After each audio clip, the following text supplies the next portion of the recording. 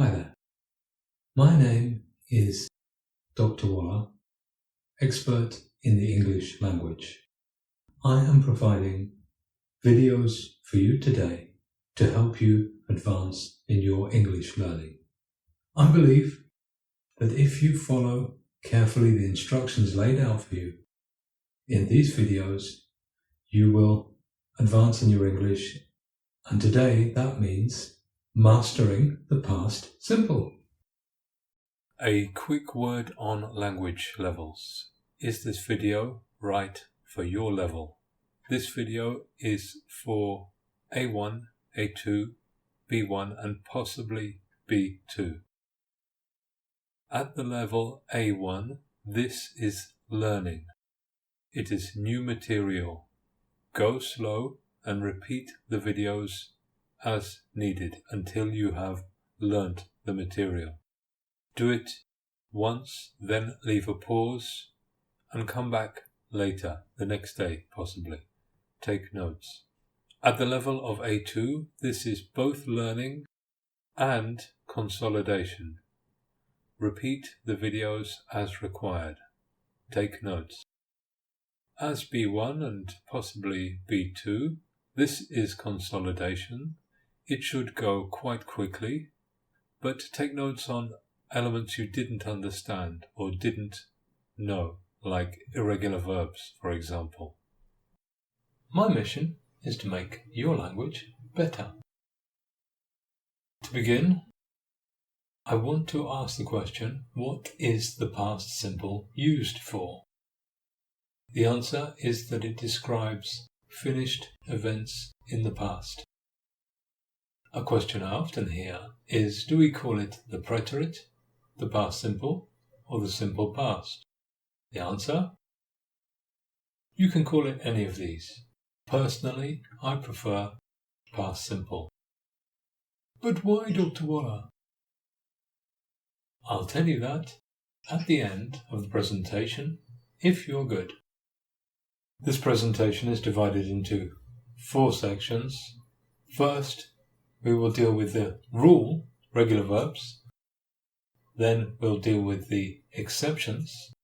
Thirdly, we will see how the past simple is used in positive sentences, negative sentences, and in questions.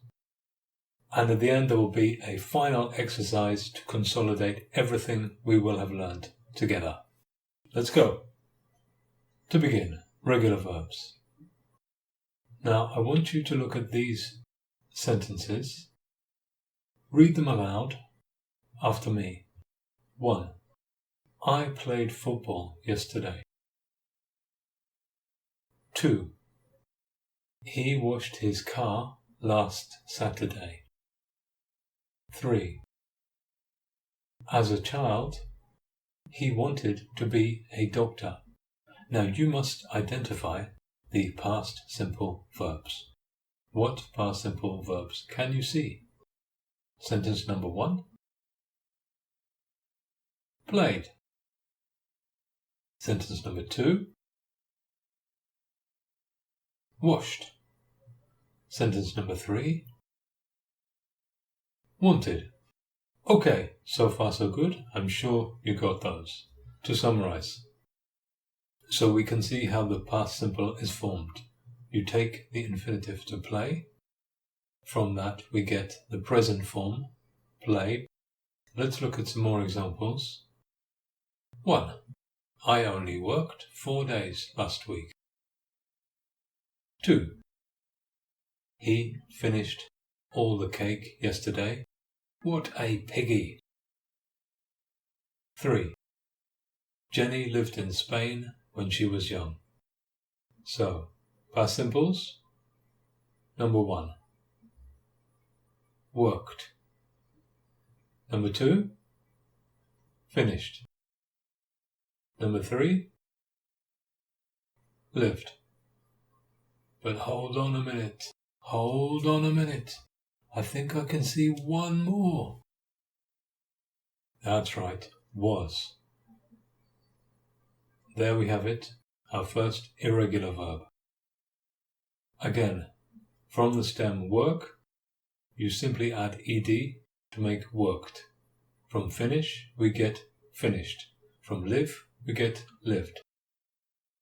And as we can see, there is an irregular verb, was, from the verb to be, in the third person singular form, he, she, it, is in the present.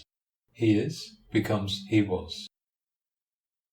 Okay, more on that later, but it's important to note that irregular verbs are very common, especially this one.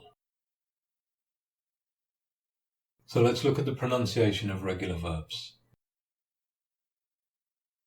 How do we pronounce the ed at the end of these words? Are they the same pronunciation? The answer is no. In the first sentence, the ed in played is pronounced d.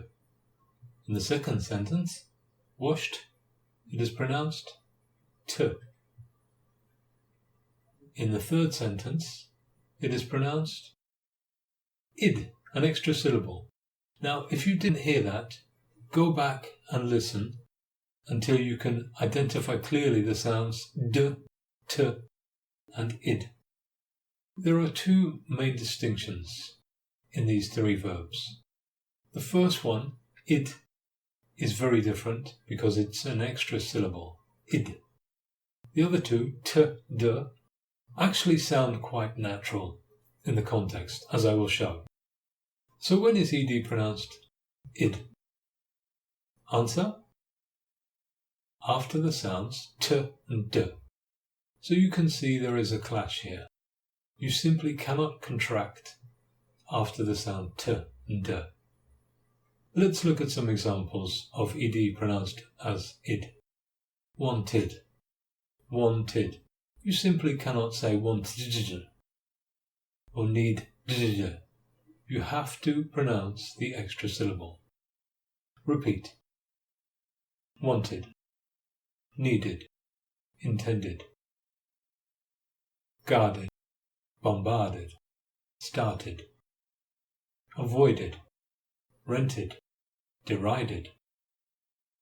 Visited, counted, decided. So you should repeat these until you feel comfortable.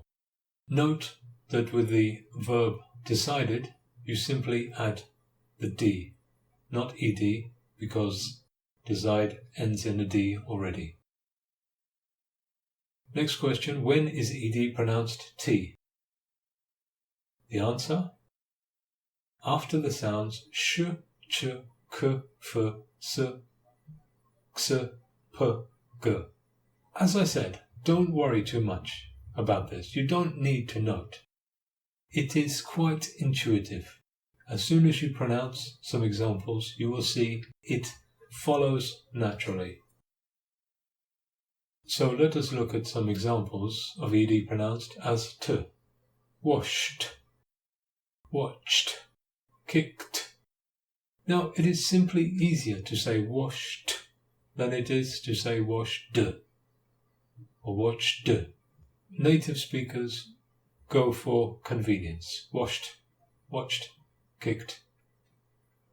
More: stopped, missed,